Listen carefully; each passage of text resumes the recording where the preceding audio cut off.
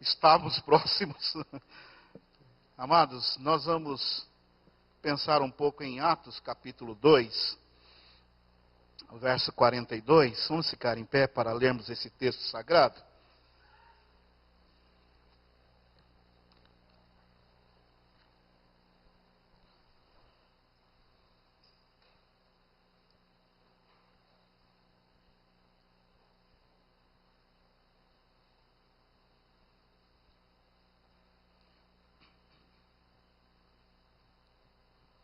Aliás, enquanto os irmãos estão abrindo as suas Bíblias, esse coral bonito aí está com a cantata muito linda, e parece que em dezembro, dia 9, estará apresentando em nossa igreja.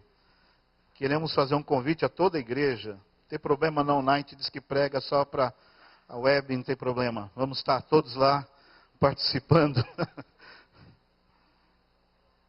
Atos 2, 42, e perseveravam na doutrina dos apóstolos, na comunhão, no partir do pão e nas orações.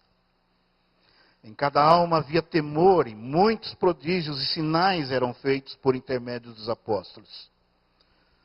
Todos os que creram estavam juntos e tinham tudo em comum. Vendiam as suas propriedades e bens, distribuindo o produto entre todos à medida que alguém tinha necessidade. Diariamente perseveravam unânimes no templo.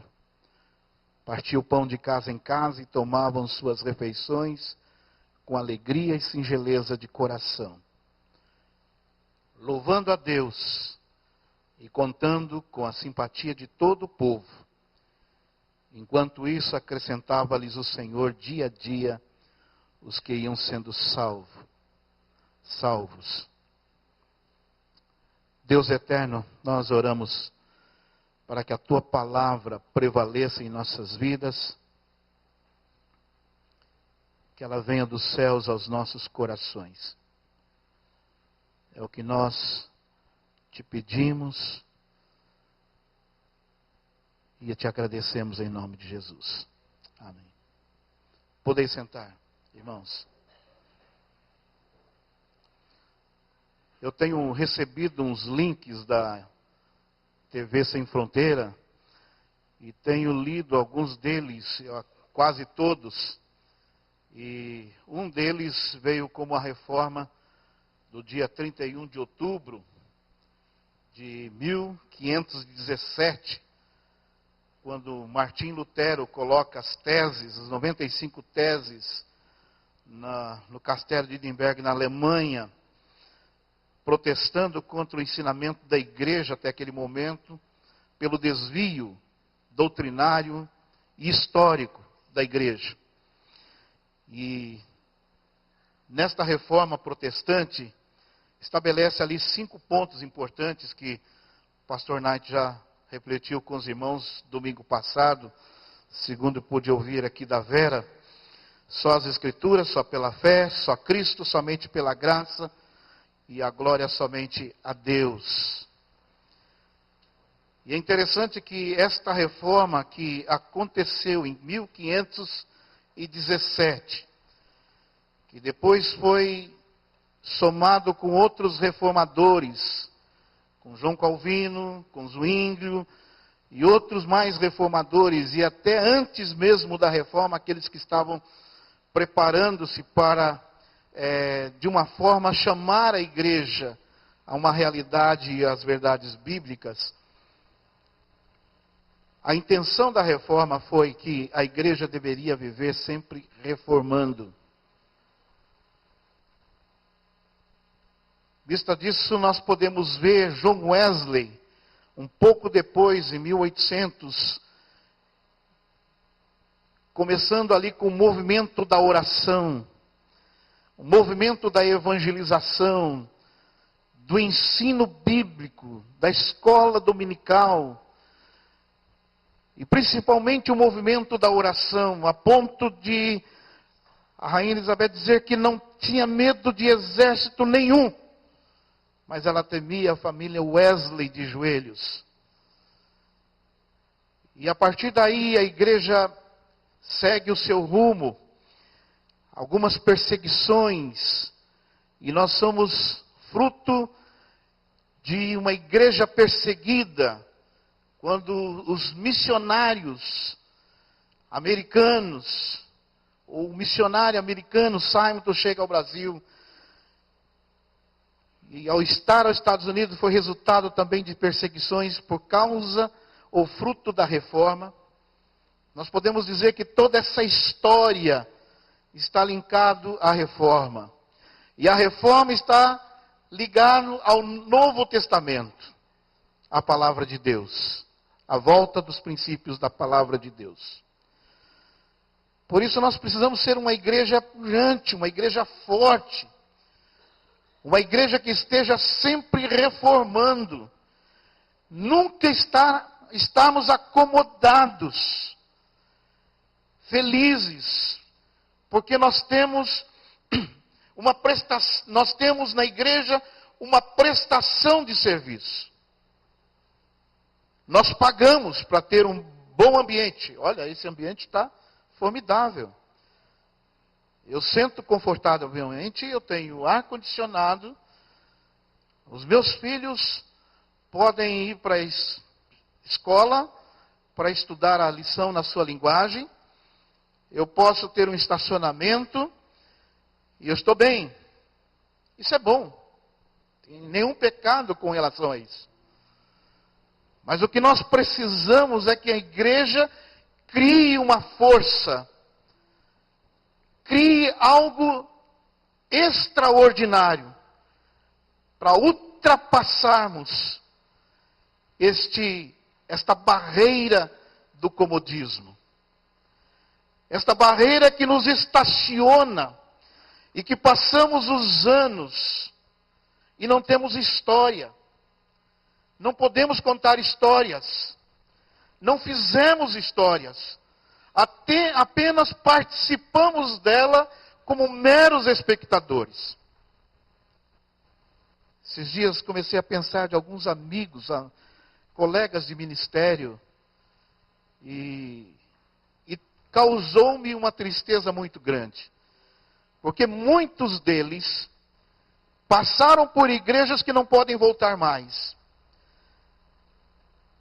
São calvinistas que falam de Calvino coisas que Calvino não disse.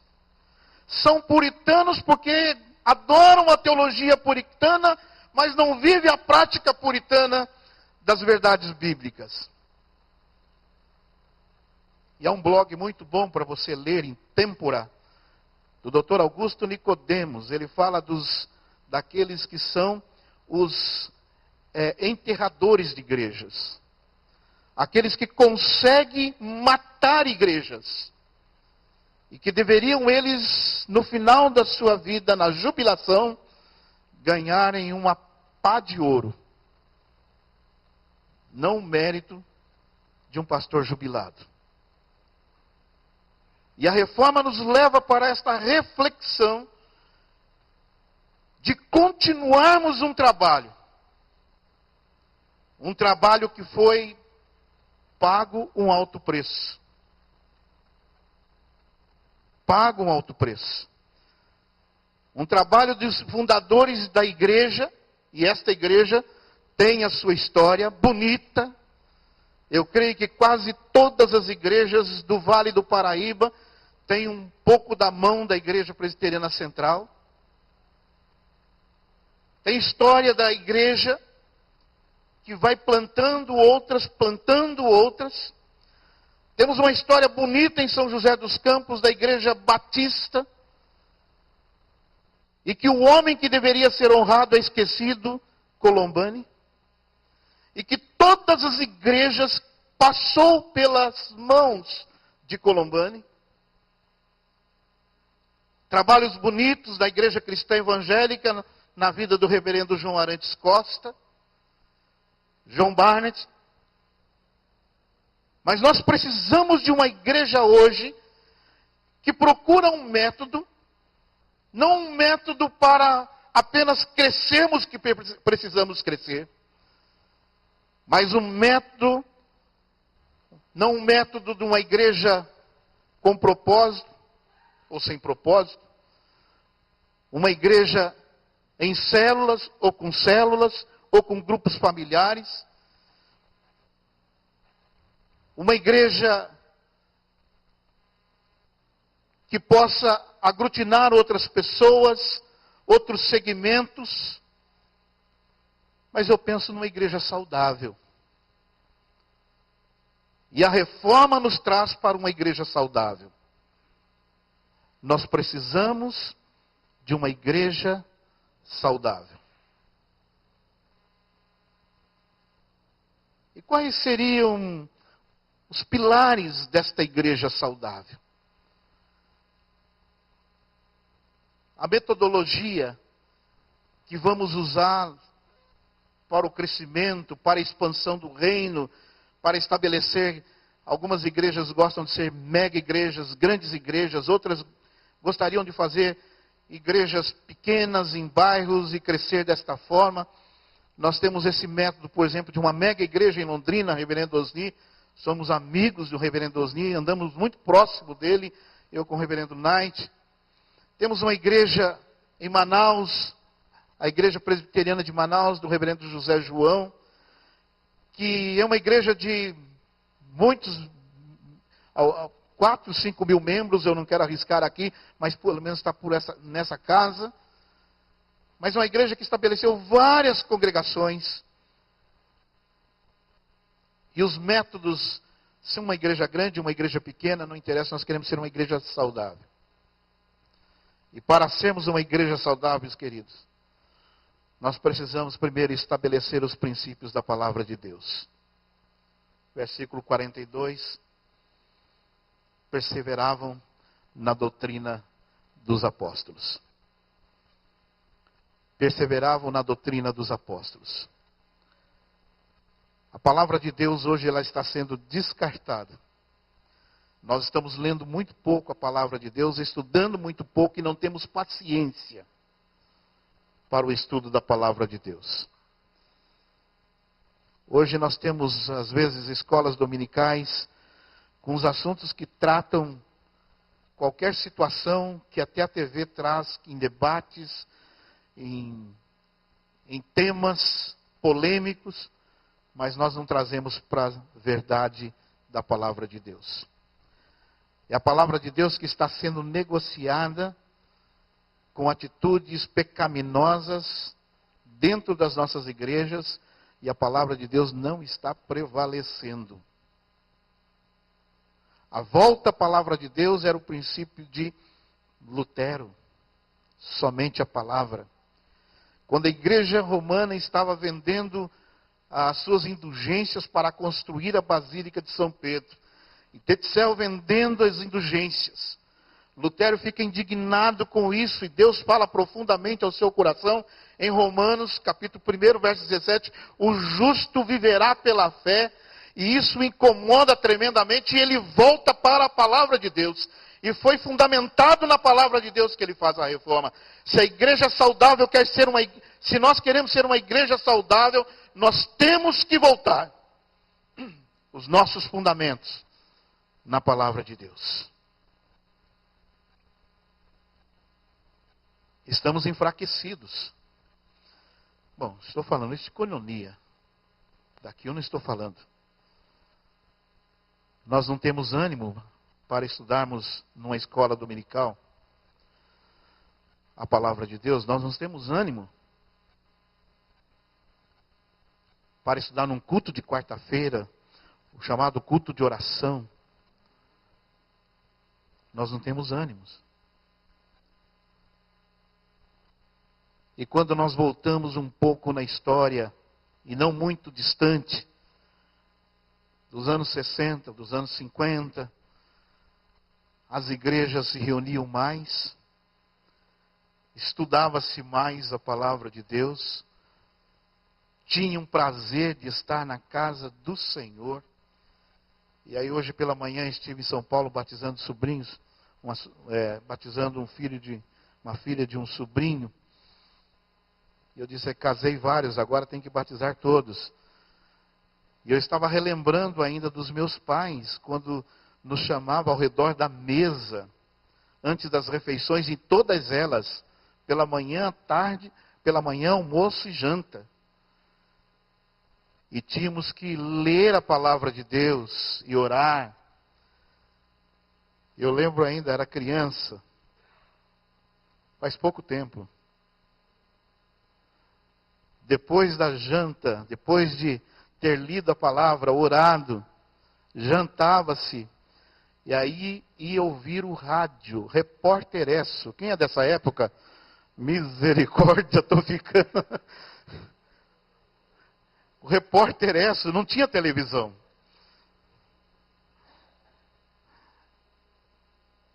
E às vezes dava alguns problemas aí nas guerrilhas.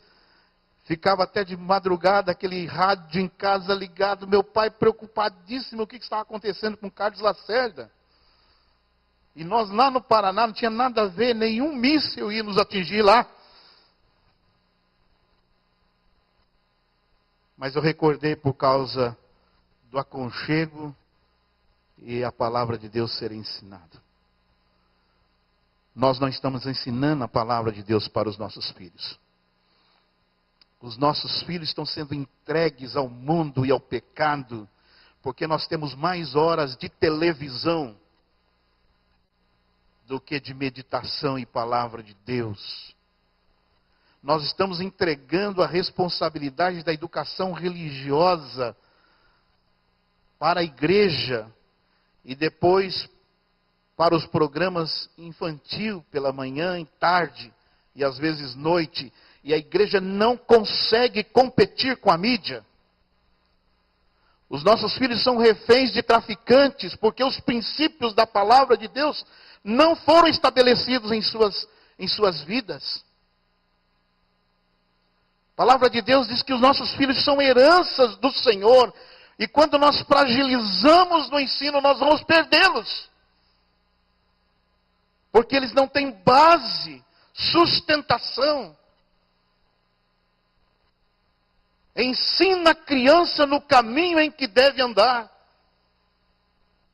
Eu tenho um pai em minha igreja que anda desesperado, orando todas as segundas-feiras pelo filho que agora está na faculdade. E é uma realidade. Que Deus possa livrá-lo dos amigos, das más companhias. Mas se a palavra de Deus estiver em nosso coração, nós vamos ficar livres. Eles ficarão livres. Porque a palavra de Deus nos diz: eu escondi a tua palavra no meu coração, para não pecar contra ti. Uma igreja saudável é uma igreja que não abre mão do ensino da palavra de Deus.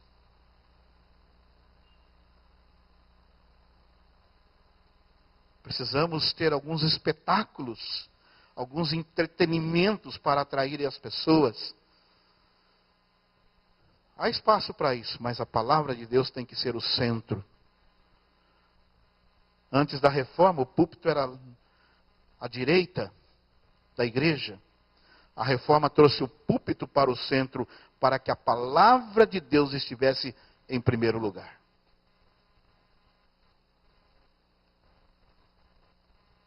Segunda base da reforma, ou da igreja saudável, é manter o fogo da oração. 42 diz que eles estavam orando. E era uma igreja que orava muito. Reunia-se para oração, tremia o lugar.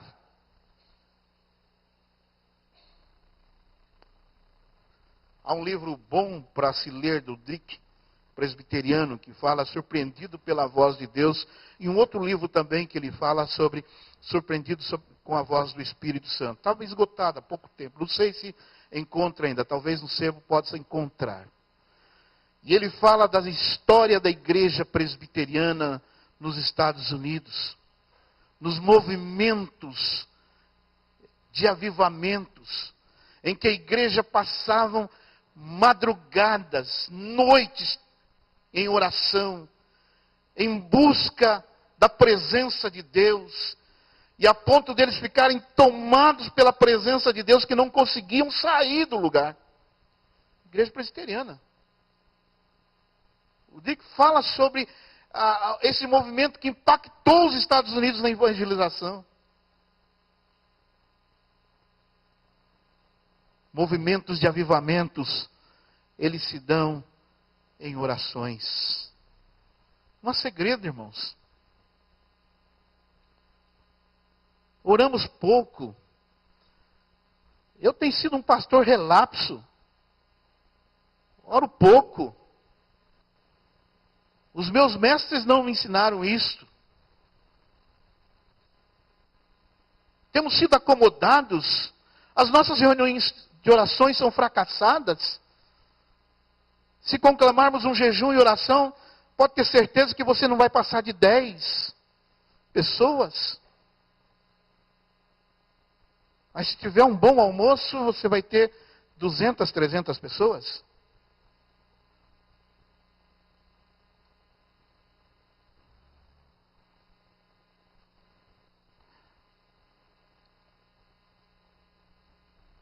E Ana Paula Valadão, Knight, ela, num sermão para as mulheres, ela disse que os pastores obesos, gordos, eu fiquei tremendamente ofendido com isso. Não está fazendo jejum. E não pode ser líderes. Isso é coisa de Ana Paula Valadão.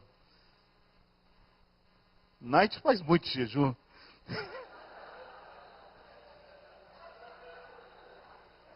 Por isso vocês têm um pastor abençoado. A vida toda de jejum.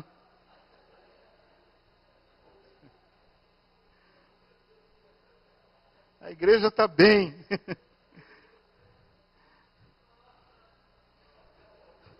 E a partir desta afirmação, a minha esposa diz, Nilton, é bom você seguir a dieta da Ana Paula Valadão. Orar mais, jejuar mais. Mas é um fato, irmão. É fato isso na vida da igreja. Estamos orando pouco. Estamos sendo uma igreja sem poder. Uma igreja que não consegue vencer as barreiras da incredulidade, do satanismo, que vai permeando as nossas famílias, a vida dos nossos filhos. Estamos amarrados espiritualmente. O mundo espiritual é bem interessante. Dias atrás nós tivemos uma experiência assim interessante em nossa igreja. Um irmão da igreja, um tratamento com o filho, e tratamento de 1 ano e meio, não descobriu o que aquele menino tinha. Dores terríveis.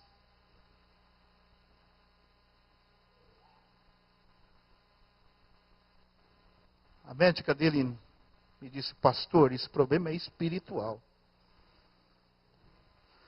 Bom, quando uma médica diz isso, né, doutor? Né, Cíntia? Pode saber que é mesmo. Foi ela quem disse. Se é espiritual, vamos orar. Declaramos uma vigília e repreendemos o Satanás. O presbiteriano tem medo de falar sobre o diabo. Vamos dar um nome, o encardido.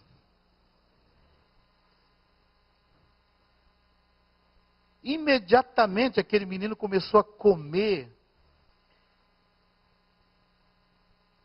E as dores sumiram. Por causa da oração, a palavra de Deus diz que o jugo será quebrado por causa da oração. Temos que ser uma igreja que acredita na oração. A oração que nos liga ao trono. Que quebra as cadeias.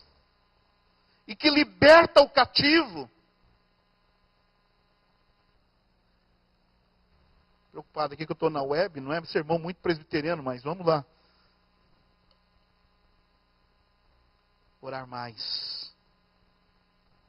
Até os cânticos de orações nós não temos. Estava aí, fervente oração.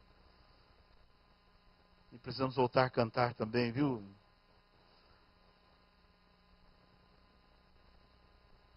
Vamos cantar novamente esses cânticos da oração.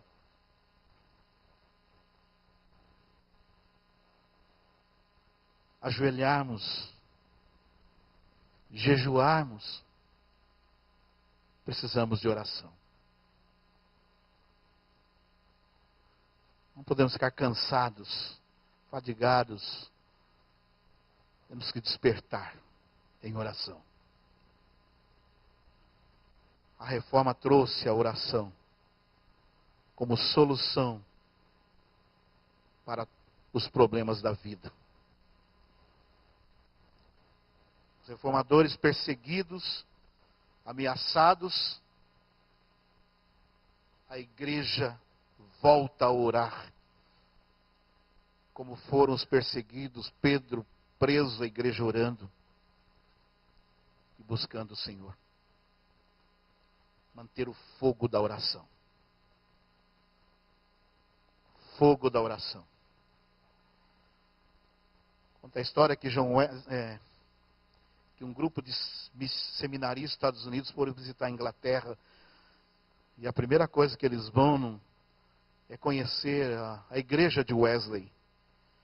E a igreja de Wesley tinha um púlpito, bem semelhante a esse. Vai ver que é esse aqui. Atrás dessa concha havia uma parede.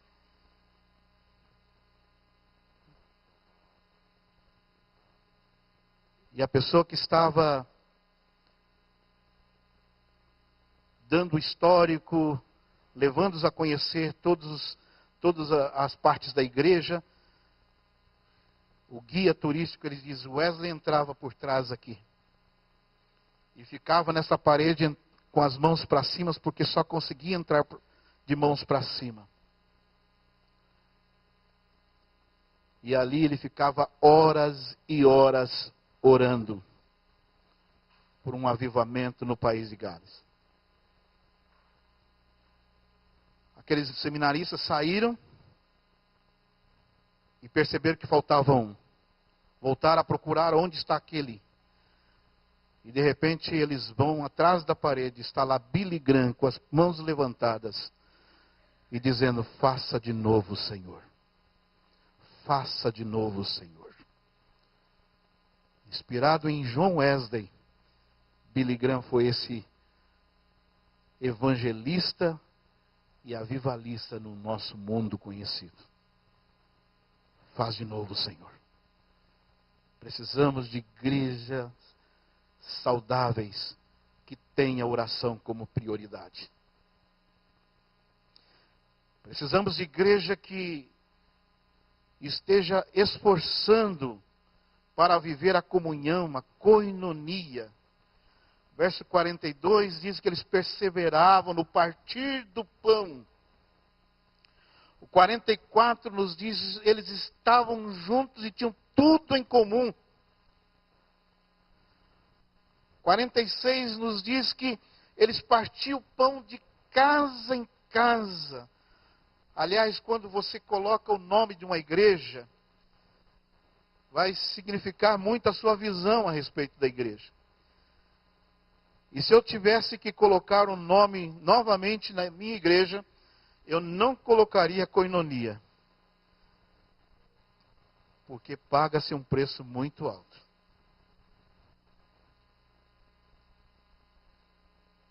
Talvez colocasse querigma, proclamação. Mas ficamos com koinonia. E a comunhão,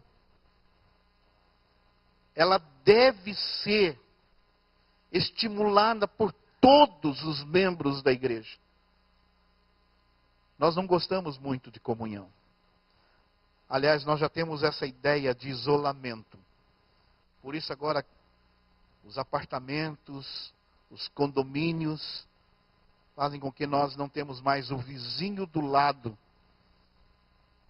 que pede o açúcar que faltou na manhã, um pó do café emprestado. Nós não temos isso mais, isso acabou. E nós não temos comunhão uns com os outros. Nós nos conhecemos superficialmente. Até nós pastores. Temos um pequeno grupo de pastores que se conhecem mais profundamente o outro. Mas nós não abrimos o coração para todos. E nem todos abrem os seus corações a nós. Nós fechamos. Nós nos fechamos. Nós não damos oportunidades de ouvir a dor do outro. A angústia do outro. E isso só se dá no caminhar com o outro, na comunhão. Por isso que a palavra de Deus diz que eles viviam tudo em comum, na comum unidade. Achei muito legal esses grupos de orações que o Knight leu aqui, vão se reunir lá, aqui.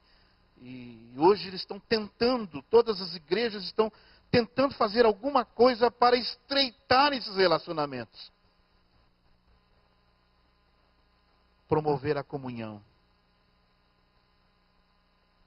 Entender que nós precisamos pastorear uns aos outros. Dr. Shedd diz que um pastor não consegue pastorear uma igreja acima de 200 membros. Precisa de líderes e formar grupos de relacionamentos. Não, vamos ter um relacionamento com a nossa igreja, 200, 400, 500. Não consegue. Mas a comunhão da igreja é vista ou é vivenciada da forma com que ela vai se reunindo nos pequenos grupos e programando a comunhão, a koinonia. Precisamos trazer dos céus a adoração. O verso 47 diz que eles louvando a Deus. E toda a história da igreja primitiva é que eles estavam louvando a Deus com cânticos espirituais, com salmos, hinos, adoração. Hoje nós temos na adoração certas músicas que dá tristeza. Certos cânticos que parecem um mantra. Vai repetindo, repetindo, repetindo, repetindo. E daqui a pouco você está já... Músicas sem conteúdo. Sem fundamentação teológica. E quando eles estão cantando salmos, são salmos mesmo, porque eles eram cantados. Músicas que vêm dos céus. Música que converte o pecador. Aliás, eu ia dizer que eu me converti, não, Deus me converteu com uma música. Em 1971, em Foz do Iguaçu. Uma música conhecida, era da Reforma também. Eu só confio no Senhor que não vai falhar. E aqueles anos de avivamento, de 70, 80, foram anos de crescimento das igrejas, de grupos vencedores por Cristo, jovens da verdade, livres por Cristo, jovens em Cristo, enfim, tudo com Cristo. Vários grupos que saíam nas praças públicas, nas igrejas, grupos liderados por Hamilton, por Edson Perpétuo, por Newton, por Vantuil, grupos de Jaziel Botelho, Namã, Wilson Devidé e vários líderes hoje. Mas foi um movimento da igreja, de crescimento, de avivamento. A igreja tinha prazer de estar reunida em oração, em ouvir a palavra de Deus, em ter os cultos nos lares. Antigamente não era grupo familiar, era culto nos lares.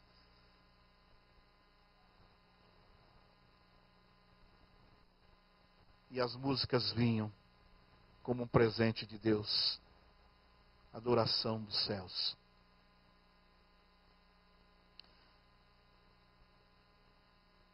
Irmãos, se quisermos ser uma igreja saudável, temos que estabelecer esses princípios da palavra de Deus.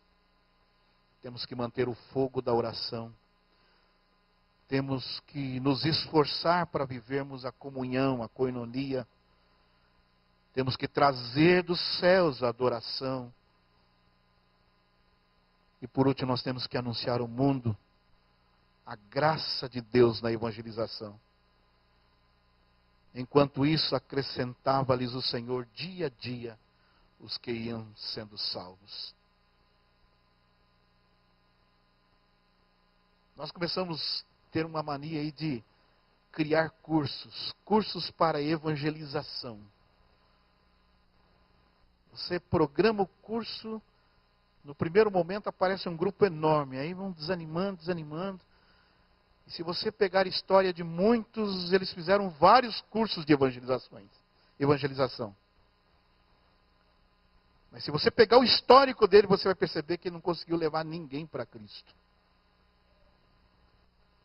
Eu temo que a nossa igreja presbiteriana do Brasil, muitos vão se apresentar com as mãos vazias. Passou toda a sua história sem conseguir evangelizar alguém. Levar a palavra de Deus ao coração de alguém. E a evangelização só se dá pelo ouvir da palavra de Deus. Que o Espírito Santo, agindo no ouvir da palavra, traz fé salvadora. E tendo fé salvadora, ele sela, e tendo também nele crido, foste selados com o Santo Espírito da promessa. Queremos e precisamos ser uma igreja saudável, porém, não abriremos mão desses pilares que sustentam a verdadeira igreja do Senhor Jesus Cristo. Louvo a Deus por essas igrejas que não têm trocado e não têm arredado o pé nestas verdades da palavra. Que Deus os abençoe, que a igreja seja sempre reformada e reformando, crendo no poder de Deus, que pode passar por esta geração incrédula, geração pecaminosa, mas trazendo as verdades e a santidade do Senhor. Que Deus nos abençoe.